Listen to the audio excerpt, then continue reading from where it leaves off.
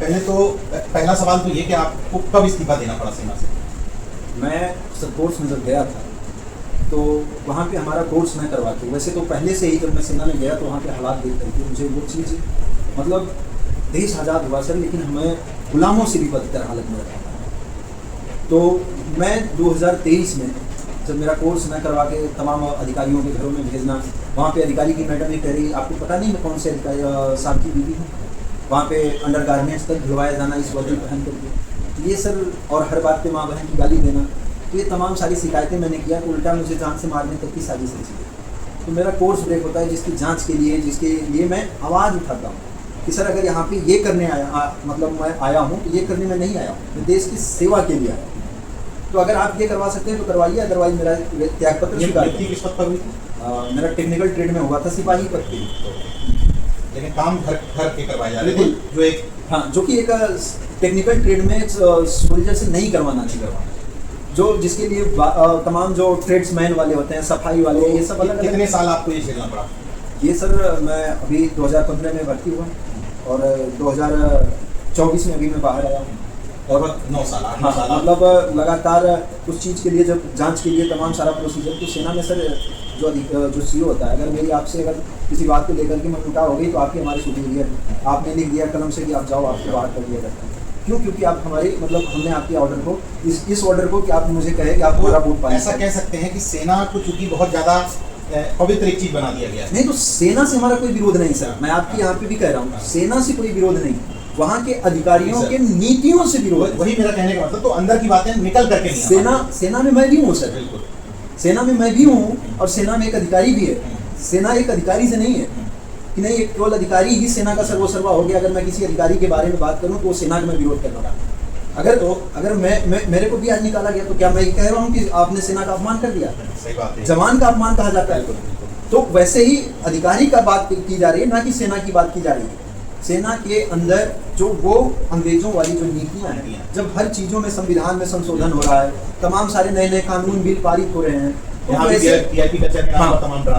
वहाँ पे भी उन चीज़ों को भी सुना जाए। देश में आम लोगों के मुद्दों को, तमाम सारे मुद्दों को सुनने के लिए 3000 प्लस पार्टियां हैं और पता नहीं न जाने कितने अनगिनत नेता हैं, राजनेता। लेकिन जवानों की जब बात सुननी हो तो सर ये वर्दी, जब हम किसी में खाली यदि जान ना हो, तमाम नेता, तमाम क्षेत्र के लोग, सिर्फ सांसें बंद हो जाएं तमाम लोग आ जाते हैं। लेकिन जब सांसें चल रही हो तो आज अकेला लगातार करीब 3 साल से हाथ में कटोरा और तिरंगा लेकर ही घूम रहा हूँ, लेकिन किसी की हिम्मत नहीं है कोई सच्चाई को दिखाए। देश के प्रधानमंत्री हैं, वो बाकायदा वोट मांगते हैं।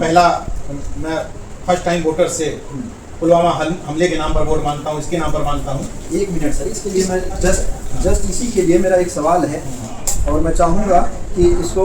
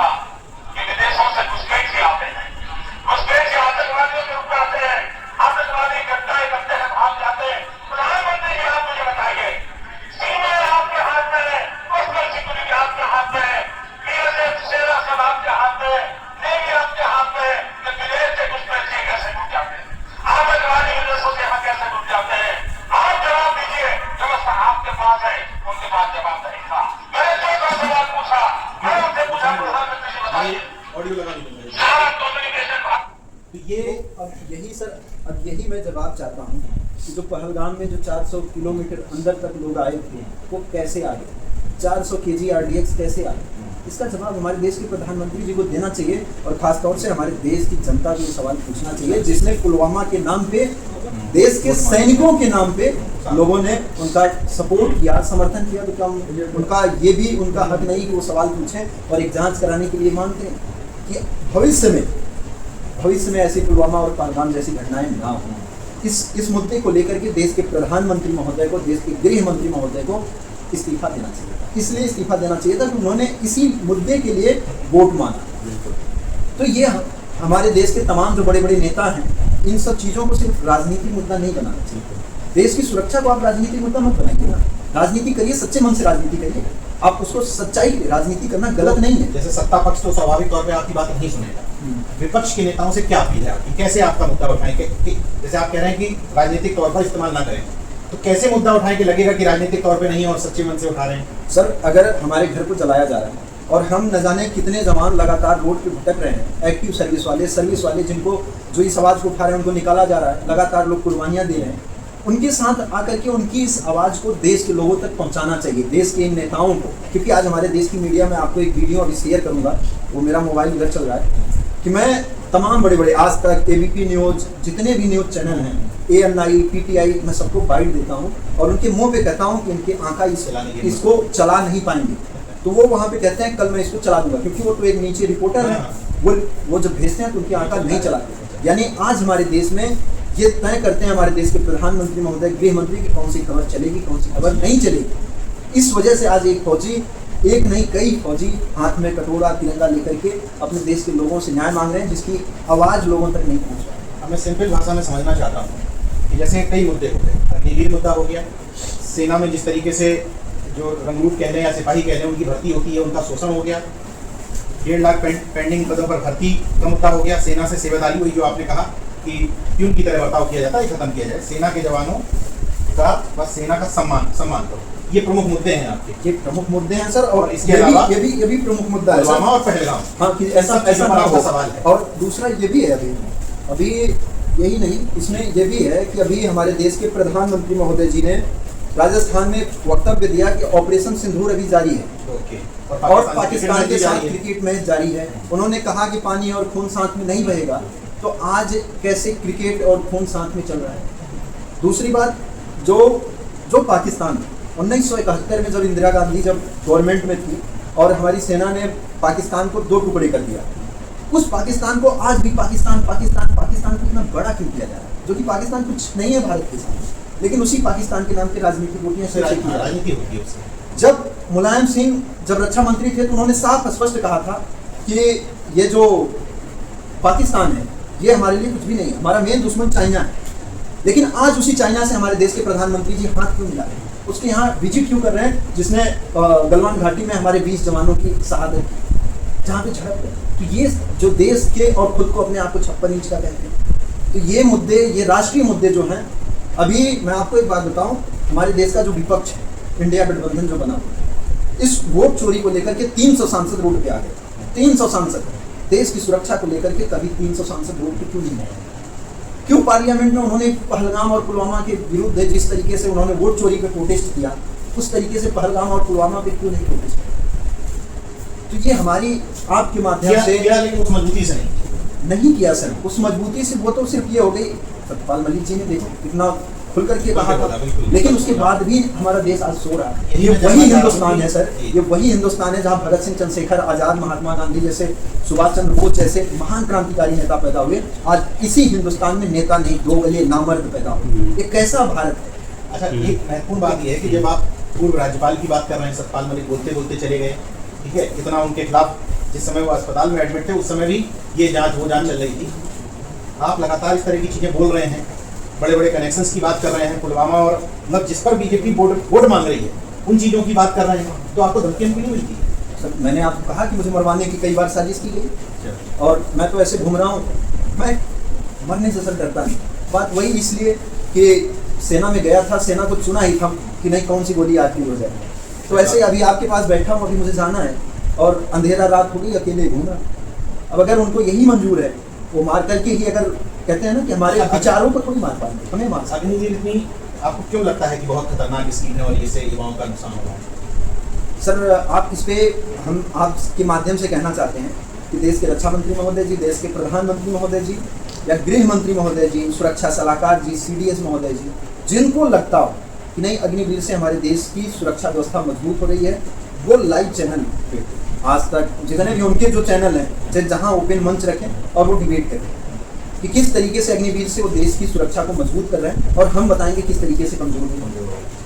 तो बात करें, अहम मसला रोजगार नहीं है, देश की सुरक्षा है। देश की सुरक्षा वही सर है, देश की सुरक्षा को इस तरीके से खोखला नहीं किया जाना चाहिए। और खुद आप ये सिंपल सी भाषा में आप सोचिए, अगर वो अच्छा मुद्दा था तो पहले आपने जब 25 पे सेंशन कर दिया था कि 25% की फौज में रहेंगे बाकी नहीं रहेंगे, तो फिर आज आप क्यों कभी कहते हो 50% रहेंगे, कभी कहते हो 75% रहेंगे। लेकिन ये तो मतलब किसी एक सुपीरियर ने आदेश मतलब उसने निर्णय ले लिया, तो उसको यह है कि हम अपने निर्णय से वापस ना तो जाएं। आपको क्या लगता है कि ठेके पर जो ये सेना में भर्ती करने की योजना भाई ठेके ही कह सकते हैं इस तरीके, क्या इसके पीछे क्या दिमाग रहा होगा सरकार का? ये तो सरकार ही बता पाएगी, ये तो हमें खुद ही नहीं समझ में आ रहा। वो उन्होंने एक उनका मैंने सुना था कि सेना को यंग बनाना चाह रहे हैं। सेना तो ऑलरेडी यंग थी सर, 15 साल में वैसे ही लोग रिटायर हो रहे थे, तो सेना कब बूढ़ी हो गई थी?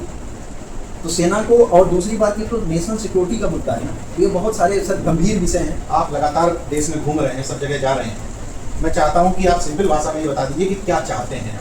सर हम यही चाहते हैं कि देश के जितने सांसद हैं, पक्ष विपक्ष मुझे किसी से मतलब नहीं, सभी लोगों से मैं ये चाहता हूँ कि अग्निवीर को तुरंत या तो चर्चा करने सामने बैठ करके, मैं तैयार हूँ सेना का पक्ष, सिपाहियों का पक्ष रखने के लिए, और हमारे साथ और भी जवान हैं, या तो चर्चा कर लें और देश की। तो आपके साथ और जवान हैं? हाँ बिल्कुल सर, मैंने अभी सांसद महोदय जी को, चंद्रशेखर आज़ाद जी को मैंने लेटर दिया, उसमें कई सर्विंग सोल्जर के भी नाम है, सब कुछ है। तो मैं चाहता हूँ कि हम जवानों के साथ यहाँ चर्चा कर लें। अगर विपक्ष इसको राजनीतिक मुद्दा ना बनाए, देश की सुरक्षा को राजनीति का मुद्दा मतलब कि सिर्फ अपने लिए इस्तेमाल ना करें। राजनीति मैं नहीं कह रहा हूँ, राजनीति अच्छी है भाई, राजनीति से हमारा देश चल रहा है, लेकिन सिर्फ अपने लिए कि हम आएंगे तो सरकार जब आएगी तब हम अग्निवीर, तब तक देश का कितना नुकसान, देश की सुरक्षा के साथ क्या हो रहा है। तो ये सिर्फ वो नहीं, जैसे आपने वोटर अधिकार को लेकर के तमाम सारा सब चीज़ को लेकर के आपने प्रोटेस्ट किया, वैसे तमाम सांसद हम जवानों का साथ दें और इस अग्निवीर को सरकार में आने के पहले इसको निरस्त करें, और पुलवामा और पहलगाम जैसी घटनाएं ना हो उसकी जांच कराया जाए कि आखिर गुनाहगार कौन है। जब हमारे देश के जो प्रधानमंत्री महोदय जी हैं, जब CM थे, तो उन्होंने कहा सब कुछ कि ये आतंकवादी कैसे आते हैं, इनके पास ये कहाँ जाता है और कैसे आते हैं, घटनाएं करते हैं और भाग जाते हैं, ये सारी चीज़ें इनके राज में हो रहा है, इनके राज में हो रहा है। तो इनसे ये इस मुद्दों की गंभीरता से चर्चा किया जाए, और इस पर जैसे वोट चोर गद्दी छोड़ कह रहे हैं, वैसे इस पर उनसे त्याग पत्र मांगा है, ना कि वोट चोर गद्दी छोड़, वो तो आप लोगों का राजनीतिक मुद्दा, उससे हमें कोई लेना देना, वो आप लोग करिए, लेकिन देश की सुरक्षा के साथ, देश के लोगों के साथ, देश के जवानों के साथ आप लोग इस तरीके से खून की होली में। आपने एंट्री कब की थी सेना में? 2015 में। 2015, यानी कि सरकार यही आ चुकी थी। हाँ जी। तो इसका मतलब आपसे ये तुलनात्मक नहीं पूछ सकते हैं कि कितना बदलाव आया, लेकिन सामान्य एक सवाल पूछ सकते हैं कि क्या कभी आपने देखा कि किसी अन्य पॉलिटिकल पार्टी ने सेना की साहस, शौर्य और पराक्रम का इस्तेमाल निजी वोट बैंक के लिए किया हो? खुलेआम कर रहा है ना, यही अब पुलवामा के नाम पे वोट मांगा है। ऐसा मतलब मुझे नजर नहीं आता। तो सर उससे पहले अब ये हम कहें, अभी लोकल गांव में आप कहावत सुनते होंगे, हम तो गांव से हैं, कि अगर अपने बाप को अगर कोई गाली दे कि मेरा बाप ऐसा था वैसा था, तो उससे बड़ा दोगला आदमी कोई नहीं होता, क्योंकि बाप ने अपनी किसी भी परिस्थिति में आपको पाल करके वैसा किया है।